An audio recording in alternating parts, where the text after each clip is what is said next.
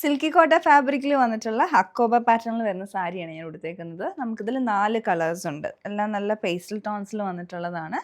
അതേപോലെ തന്നെ നമ്മൾ കാണുന്നത് ലിനൻ സാരീസാണ് മറ്റൊരു ഡിസൈനിൽ നിന്ന്. അതും ഡിഫറെൻ്റ് ആയിട്ടുള്ള സാരീസാണ്.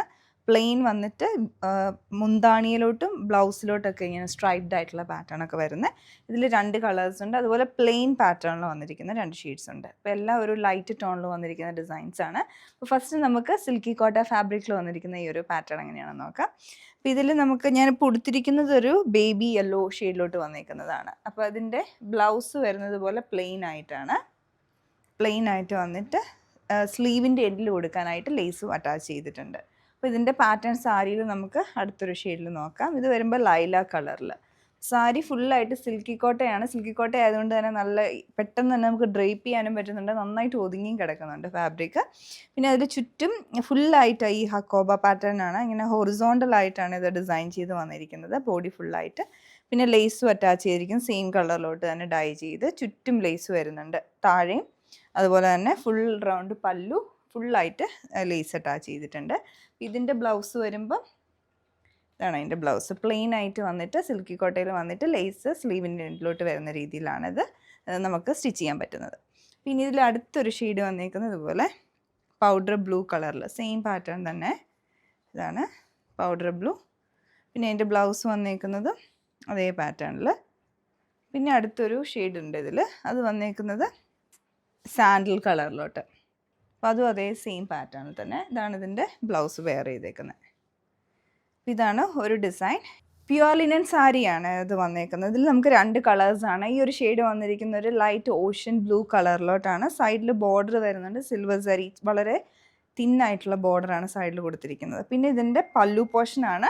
അതിലേക്ക് ഈ ഒരു ഷെയ്ഡിനോട് മാച്ച് ചെയ്യുന്ന പോലത്തെ മൾട്ടി കളറിലുള്ള സ്ട്രൈപ്സ് ആണ് വീവ് ചെയ്തിരിക്കുന്നത് ലിനനിൽ.